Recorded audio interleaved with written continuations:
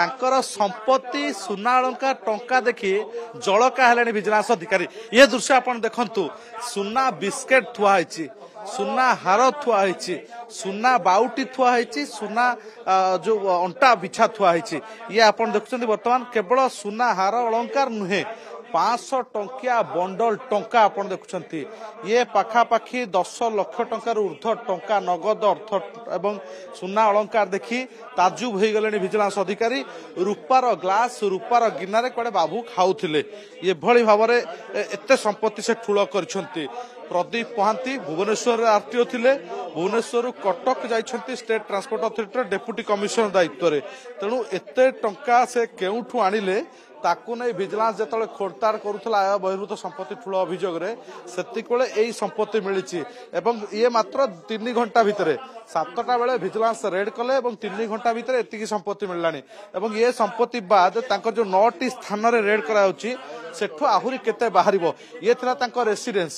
ଆପଣଙ୍କୁ ଦେଖେଇବାକୁ ଚାହିଁବି, ମୋ କ୍ୟାମେରା ସହଯୋଗୀ ଯେଭଳି ଦେଖାଉଛନ୍ତି, ଇଏ ହେଉଛି ସେଇ ଟଙ୍କା ଯୋଉ ବଣ୍ଡଲର ଟଙ୍କା କହୁଥିଲେ 2000 ଟଙ୍କିଆ ପୁରୁଣା ନୋଟ।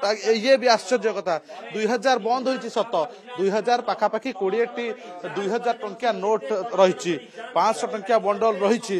ଏବଂ ଏପଟେ ସମ୍ପତ୍ତିକୁ ମଧ୍ୟ ଭିଜିଲାନ୍ସ ଖୋଳତାଡ଼ କରୁ ମିଳିଛି ସମ୍ପତ୍ତି।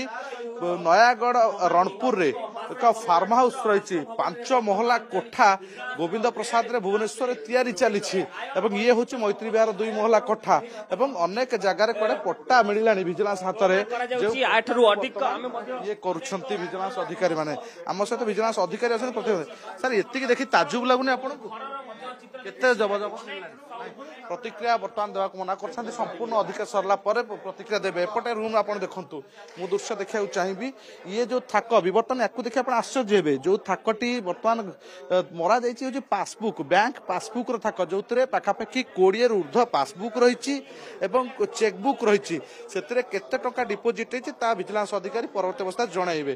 ଏବଂ ତା ପାଖରେ ଯୋଉ ଥାକ ଆପଣ ଦେଖୁଛନ୍ତି ପାସବୁକ୍ ଲାଗିକି, ଏ ହେଉଛି ଜମି ଜମାର ଥାକ, ଯେଉଁଥିରେ ଯେଉଁ ଜମି ପଟ୍ଟା ଗୁଡ଼ିକ ରହିଛି ଯେଉଁ କିଣା ଯାଇଛି।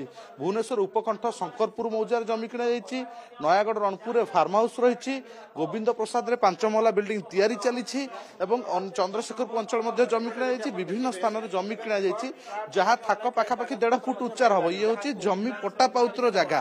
ଏବଂ ତାପରେ ପାସବୁକ୍ ଆପଣ ଦେଖୁଛନ୍ତି, ତା ବାଦ ଇନ୍ସୁରାନ୍ସ ପେପର ରହିଛି। ଇଏ ସବୁ ଗୁଡ଼ିକୁ ବର୍ତ୍ତମାନ ହିସାବ କରି ଭିଜିଲାନ୍ସ ଅଧିକାରୀ ଆହୁରି ବୋଧେ ସମୟ ନେବେ ଏବଂ ଇଏ ଯେ ଅଧିକ ସମୟ ପର୍ଯ୍ୟନ୍ତ ଇଏ ଚାଲିବ। ଇଏ ଯୋଉ ରହିଛି ରେଡ୍ ଲମ୍ବା ସମୟ ପର୍ଯ୍ୟନ୍ତ ଚାଲିବାର ଯାହା ପୂର୍ବାନୁମାନ କରାଯାଇଛି। କାରଣ ଅନେକ ସମୟରେ ଆପଣ ଦେଖିଥିବେ ସୁନା ଅଳଙ୍କାର ଭିଜିଲାନ୍ସ ଅଧିକାରୀଙ୍କ ଘରୁ ମିଳେ, କିନ୍ତୁ ଏତେ ବଡ଼ ପରିମାଣରେ ମିଳିବା ନିହାତି ଭିଜିଲାନ୍ସ ଅଧିକାରୀ ମାନଙ୍କୁ ଆଚମ୍ବିତ କରିଛି। ଏବଂ ଏକକାଳୀନ 9ଟି ସ୍ଥାନରେ ରେଡ୍ ଜାରି ରହିଛି। ଏବଂ ତାଙ୍କ ଘର ବି ଆପଣ ଦେଖିବାକୁ ଚାହିଁବେ, ଯେଉଁଭଳି ଭାବରେ ସୌଖିନ ଘର ରହିଛି, ସବୁ ଦାମୀ ଦାମୀ ସାମଗ୍ରୀକୁ କପବୋର୍ଡରେ ସଜାଯାଇଛି। ତେଣୁ ନିହାତି ଏ ଘର ଦେଖିକି ମଧ୍ୟ ଆଶ୍ଚର୍ଯ୍ୟ ଲାଗୁଛି, ଯେଉଁଭଳି ଟଙ୍କା ଏ ଘରେ ବିନିଯୋଗ ହୋଇଛି, ଇଣ୍ଟେରିୟର କାମ ହୋଇଛି। ଏବଂ ମୋ କ୍ୟାମେରା ସହଯୋଗୀ ପ୍ରଶାନ୍ତକୁ କହିବି ଦେଖିବା ପାଇଁ, ଇଏ ହେଉଛି ତାଙ୍କ ଇଣ୍ଟେରିୟର, ଯେଉଁଥିରେ ଗୋଲ୍ଡ ଲାଗି ଏଠି ସଜାଯାଇଛି। ଏଠି ମଧ୍ୟ ରୂପା ସାମଗ୍ରୀ ରହିଛି, ଯେଉଁ ମୂର୍ତ୍ତି ଗୁଡ଼ିକ ରହିଛି, ଗଣେଶ ଠାକୁରଙ୍କର, କୃଷ୍ଣଙ୍କର ମୂର୍ତ୍ତି ରହିଛି ସିଏ। ଏବଂ ଏପଟେ ଦେଖନ୍ତୁ ତାଙ୍କ କପବୋର୍ଡ କେଉଁଭଳି ଭାବରେ ଡିଜାଇନ କରାଯାଇଛି, ତାଙ୍କ କିଚେନ ରହିଛି। ଏଇଭଳି ବର୍ତ୍ତମାନ ଏ ଘରକୁ ସିଏ ଖର୍ଚ୍ଚ କରିଛନ୍ତି। ଏବଂ ଘର ବାହାରେ ପଥର ଖଚିତ କରାଯାଇଛି କାନ୍ଥରେ, ଯେଉଁ ପଥର ଗୁଡ଼ିକ ମନ୍ଦିର ନିର୍ମାଣରେ ୟୁଜ୍ ହୁଏ, ଦାମୀ ପଥର। ତେଣୁ ଏଥିରୁ ଜଣାପଡ଼ୁଛି। ଏବଂ ଇଏ ଦେଖନ୍ତୁ ଲିଷ୍ଟିଂ କରାଯାଉଛି ସମ୍ପତ୍ତି ବିବର୍ତ୍ତନ, ଇଏ ଲିଷ୍ଟିଂ କରାଯାଉଛି। ଇଏ ଲିଷ୍ଟ କରି କରି ମଧ୍ୟ ଭିଜିଲାନ୍ସ ଅଧିକାରୀ ଏଥିରେ ଲମ୍ବା ଇଏ ଲିଷ୍ଟିଂ ଚାଲିଛି। ତେଣୁ ଯେତେ ଲିଷ୍ଟ ହେଉଛି ସେତେ ଲମ୍ବି ଲମ୍ବି ଚାଲିଛି। ତେଣୁ ଇଏ ବାବୁ ଜଣକ ବାହାରୁ ଦେଖିବାକୁ ଯେତିକି ନିରୀହ ଥିଲେ, ଭୁବନେଶ୍ୱର ଆରଟିଓରେ ଆମେ କାମ କରିଛେ, ତାଙ୍କର ପ୍ରତିକ୍ରିୟା ଅନ୍ୱେଷଣ, କିନ୍ତୁ ଯେତିକି ନିରୀହ ଦେଖାଯାନ୍ତି ହୁଏତ ସେତିକି ନିରୀହ ନୁହନ୍ତି, ଯେଉଁଥିପାଇଁ ଏତେ ଟଙ୍କା ସିଏ ଠୁଳ କରିଥିଲେ। କିନ୍ତୁ କଥା ହେଉଛି କେତେ ସନ୍ତୋଷଜନକ ଉତ୍ତର ସେ ଭିଜିଲାନ୍ସ ଅଧିକାରୀଙ୍କ ପାଖରେ ଦଉଛନ୍ତି ଯେ ଟଙ୍କା କେଉଁଠୁ ଆଣିଲେ, କେମିତି ଠୁଳ କଲେ। ବାରମ୍ବାର ଆମ କ୍ୟାମେରା ସହ ଦେଖନ୍ତୁ ସେ ଚିତ୍ର ଦେଖାଉଛନ୍ତି, ଯେଉଁଠି 500 ଟଙ୍କିଆ ବଣ୍ଡଲ 3, 3, 6, 2, 8 ଅର୍ଥାତ୍ 8 ପଞ୍ଚା 40 ବଣ୍ଡଲ 500 ଟଙ୍କିଆ।